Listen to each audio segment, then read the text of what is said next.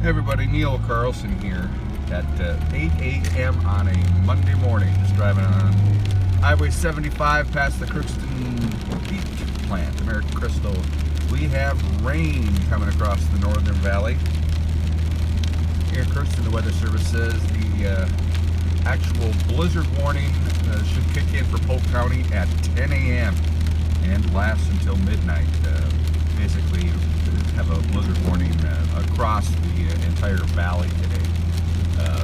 This rain is supposed to turn into snow here pretty soon, and the big problem is high wind gusts. The Weather Service predicting 35 to 45 mile per hour winds, gusts as high as 55 miles per hour, and as much as 3 to 6 inches of snow, which would combine for near zero visibility at times.